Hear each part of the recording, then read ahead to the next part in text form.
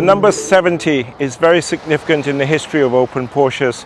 The very first open Porsche, the so-called number 1, was produced in 1948. That was approximately 70 years ago. Today, this is the brand new 992 Cabriolet, and the number 70 is significant because it weighs exactly 70 kilograms more than the coupe. Now that is significant because obvious competitors like the Ferrari 488 Spider are actually 88 kilograms heavier than their coupe sisters.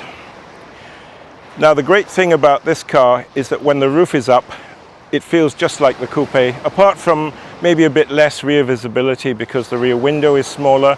But other than that, it's absolutely snug, it's comfortable, there's very little noise compared to other open cars. Oh, there he goes. okay, so.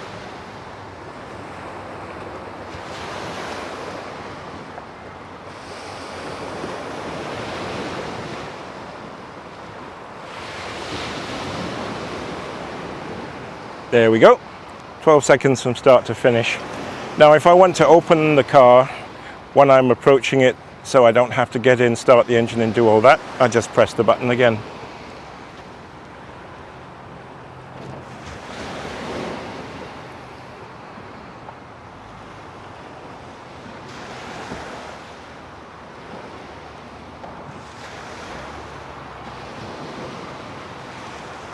This way I have a perfect cabriolet ready and waiting for me to jump in and drive away. In the cabin, all the controls, instruments, everything here is exactly the same as the coupe. And that means the cutting edge Porsche technology is all here. If you have a Macan, a Panamera, you will recognize all this from the very latest iteration. The only thing that the new 911 992 Coupe Cabriolet do not have over the bigger cars is the possibility of a head-up display. The reason for that is very simple really.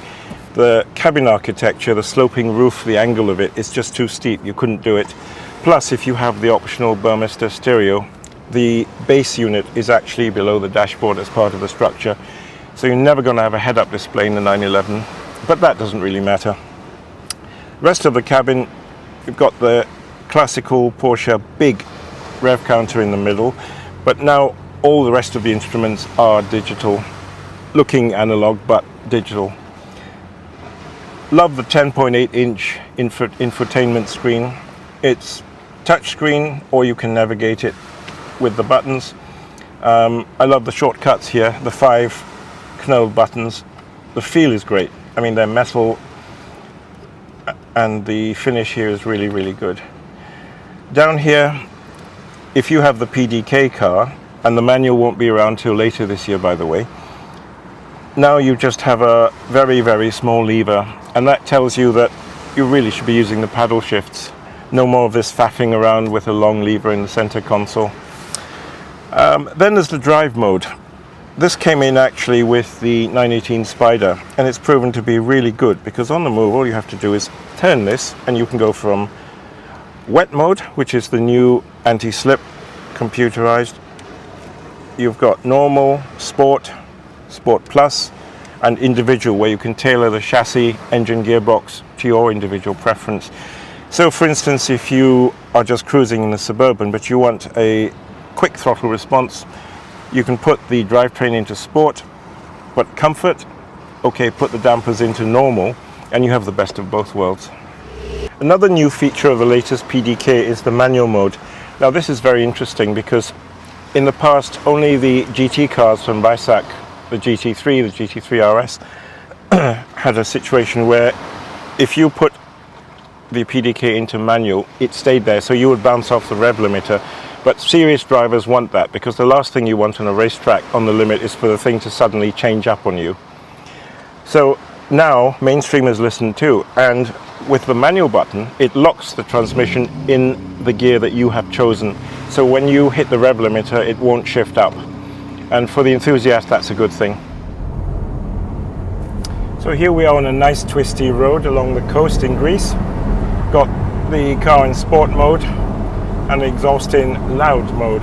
I've activated the manual button so it will not shift up unless I want it to. Out of interest, let's try Sport Plus. Normally, I reserve that for the racetrack, but let's have a go. These mountain roads are challenging.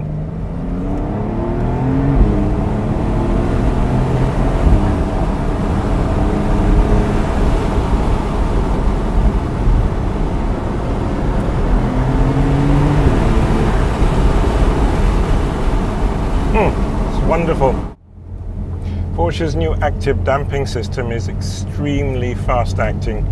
It was developed in conjunction with Bilstein, and what it does compared to the previous generation is it has an ability to actually change its programming mid-stroke. Now before, it had to wait until the piston and the damper reached the top or the bottom. Now it can actually change its setting mid-stroke. That gives it a lot faster reaction time to the road surface. This is part of the reason why the performance envelope of the dampers is just so much better. So it's more comfortable at low speeds, it's more comfortable over bumps. Conversely, on a racetrack, it is just that much quicker in responding to a rapid turn-in sequence of bends at high speed. That is effectively the best of both worlds.